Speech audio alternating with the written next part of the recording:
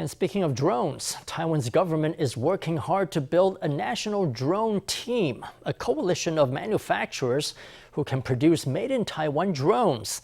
That's partly inspired by the example of the Ukraine war, where drones have played a key military role. Currently, Taiwan's military drones are well developed, but there aren't too many Taiwanese drones for civil use.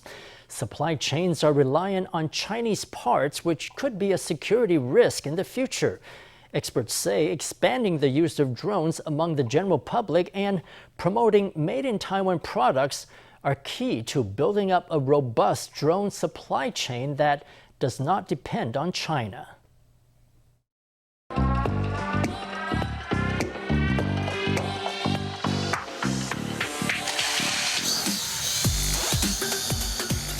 As the use of drones is popularized, many people are joining drone classes to get the drone license from the Civil Aviation Administration.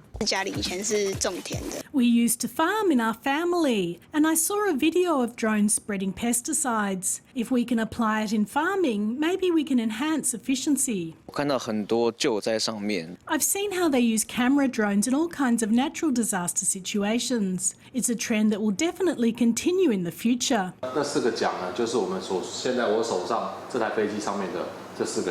And drone handling is even appearing in the general education curriculums of universities like Taipei University of Marine Technology to improve civil defense capacities.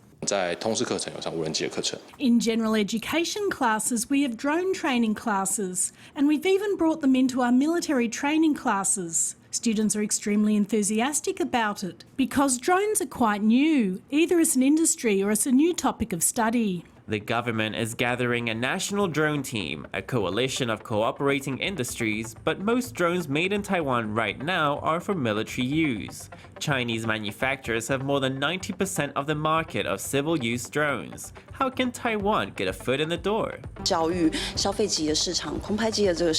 It's pretty much a wasteland in terms of education, the consumer market and the camera drone market. With great difficulty, you source the right components and you realise the specifications are lacking. Maybe they only have 1 or 2 standardised parts. Then you spend 2 or 3 months just constantly testing them. But in China, they've already been developing all this for more than a decade, and they've already reached something like the 15th iteration. Chinese brands have relied on large government subsidies to capture the global market. But in Taiwan, where the supply chain for components is still under construction, manufacturing costs are 3 times as high.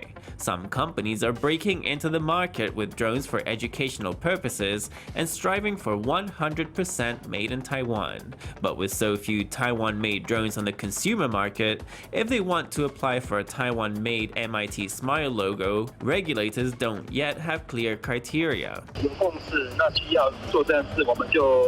If there's a consensus on the need for it, then we will do it. That is, we will set criteria for testing and talk with associations to understand their needs. If there is a need, then we will initiate the process. The government is encouraging manufacturers to avoid China in their supply chains to minimize data security concerns. But Chinese drones are able to dominate the market with low prices. To get Taiwanese manufacturing up to scale in everything from optical lenses, silicon chips, and software and make the best use of Taiwan's IT industry, the key challenge is to increase drone usage among the general public.